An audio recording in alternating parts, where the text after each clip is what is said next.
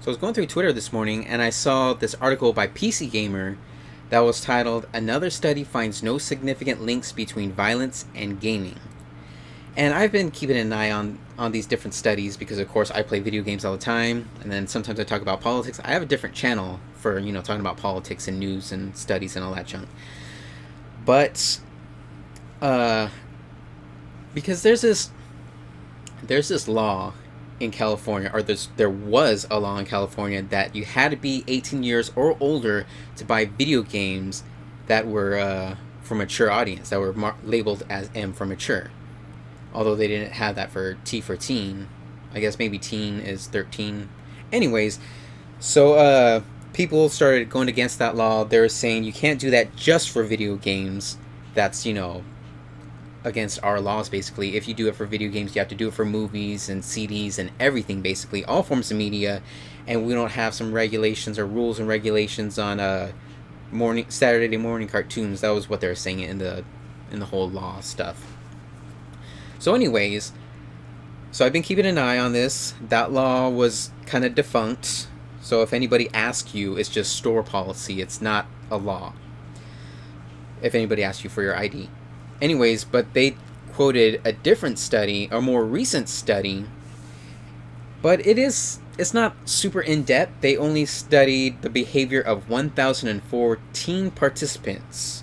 But there was multiple tests. They said there was no positive correlation between games and their behavior, basically.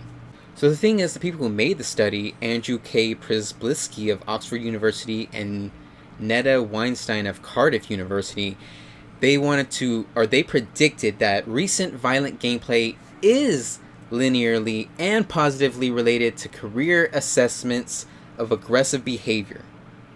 So that's why they started the study. They tested 1,000 people. Although only 1,000 people, is like whatevs. Studio found that participants, 50% male, 50% female, between the ages of 14 and 15 were moderately engaged in violent games, spending an average of 2 hours playing them on a normal day. Only 2 hours? The study was survey-based, with teens and carers being asked questions regarding the games they play and their behavior after playing them. The screening questionnaire has been used widely to analyze psychosocial functioning of children ranging from 4 to 17 years old. So they're saying, yeah, their testing didn't show any correlation. But of course, this is very strict testing, only 2 hours a day and everything.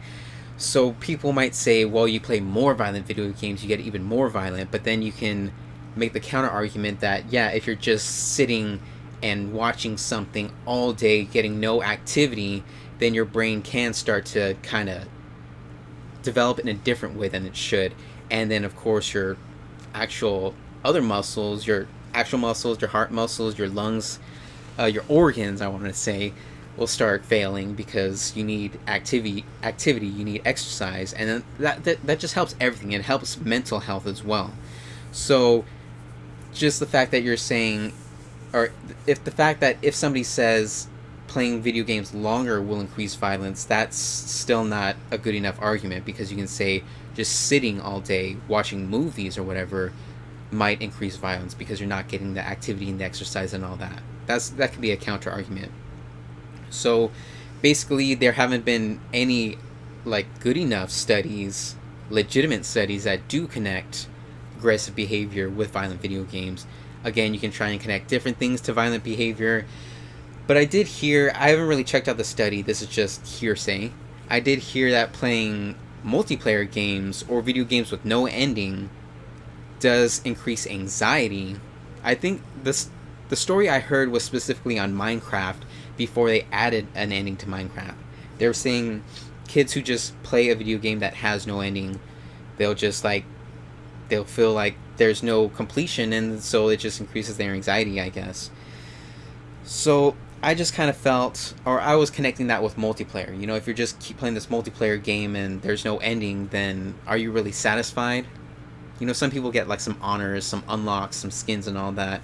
But still, I honestly don't feel any full sense of satisfaction, because Like, well, for one thing, I'm a completionist, and you can't complete all the multiplayer stuff because there's so many unlockables, and they have all those micro transactions now, so it'll be far too expensive.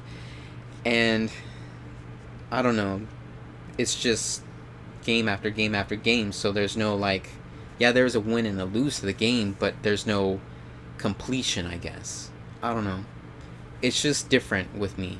Maybe other people feel differently, because there could be outliers in the studies. There could be people who do feel sort of violence when playing violent video games, but that's just that particular person, that how that person's mind correlates with video games or whatnot. That's what you would call an outlier in the study or whatever. So I don't know, man. I'm just talking, rambling on more about studies and video games. I like to hear some people's thoughts about this, though. What do you guys think about this whole violent video game stuff? Because they're talking about it now because every time something happens in the news, like if there's a mass shooting, which mass shootings happen at least once a month in the United States, sometimes once a week, they just try and blame it on anything. They've been trying to blame it on violent video games for a while. They try to blame it on music for a while, movies and everything. And, you know, recently it was Fortnite. Before, like I said, it was Minecraft. They try to relate that to anxiety. And then Call of Duty, Halo, just whatever was big, just to try and deflect. But anyways, yeah, leave a comment telling me what you guys think. Like and share the video if you like. And I guess that's it. See you guys later.